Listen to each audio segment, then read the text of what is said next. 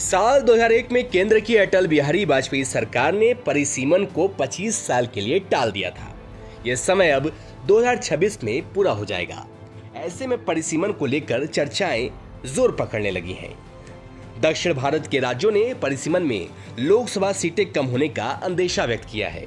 परिसीमन लोकसभा और विधानसभा निर्वाचन क्षेत्रों की सीमाओं का पुनर्निर्धारण करने की प्रक्रिया है। इसका मकसद जनसंख्या के आधार पर प्रत्येक क्षेत्र का प्रतिनिधित्व समान और निष्पक्ष रखना है। इसके साथ ही ये सुनिश्चित करना है कि सभी नागरिकों को संसद और विधानसभाओं में उचित प्रतिनिधित्व मिले। दक्षिण राज्यों की क्या है आपत्ति? दक्षिण राज्यों का कहना है कि उन्होंने जनसंख्या नियंत्रण में सफलतापूर्वक काम किया है। इससे उनकी जनसंख्या वृद्धि दर अपेक्षाकृत कम है।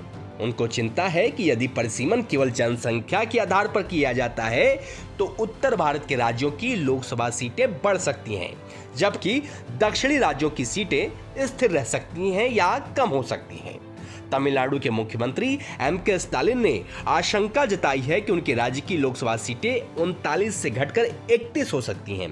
कर्नाटक के कांग्रेस सांसद प्रियांक खड़गे ने भी कहा कि अगर सिर्फ जनसंख्या के आधार पर परिसीमन होता है तो दक्षिण भारत के लोगों को अच्छे नागरिक होने की सजा मिलेगी। संविधान का अनुच्छेद 81 का क्लॉज 2 क्या कहता है?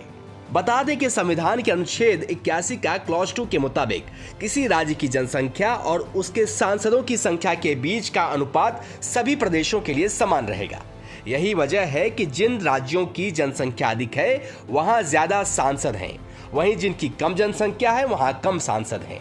2011 की जनगणना के मुताबिक उत्तर प्रदेश, बिहार, महाराष्ट्र, मध्य प्रदेश और पश्चिम बंगाल करीब देश की आधी जनसंख्या का प्रतिनिधित्व करते हैं।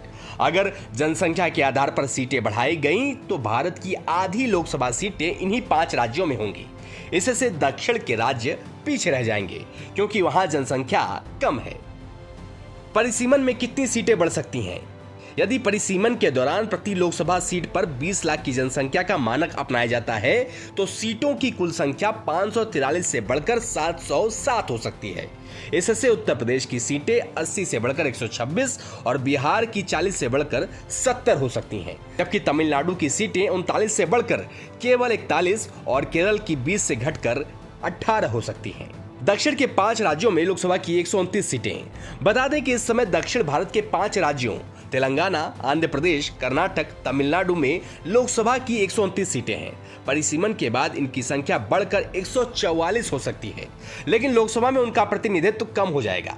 दक्षिण के राज्यों को डर है कि परिसीमन के बाद उत्तर भारत के राज्यों की सीटें बढ़ जाएंगी, जिससे सरकार उन पर ज्यादा फोकस करेगी।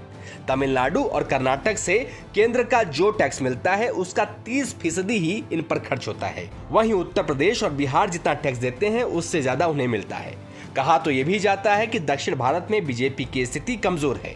अगर उत्तर भारत में सीटें बढ़ती हैं तो उसे दक्षिण के राज्यों पर निर्भर नहीं रहना पड़ेगा, उसकी ताकत बढ़ जाएगी। ऐसे में दक्षिण के क्षेत्रीय दलों का राजनीति में प्रभुत्व कम हो जाएगा। केंद्र सरकार ने परिसीमन पर क्या कहा? दक्षिण राज्यों की चिंताओं पर केंद्रीय गृह मंत्री अमित शाह ने कहा कि परिसीमन प्रक्रिया के बाद दक्षिण भारत के किसी भी राज्य की सीटें कम नहीं होंगी। उन्होंने कहा कि प्रधानमंत्री नरेंद्र मोदी ने लोकसभा में स्पष्ट किया है कि परिसीमन के बाद भी दक्षिण भारत के किसी भी राज्य की सीटें कम नहीं होंगी। Report state mirror Hindi.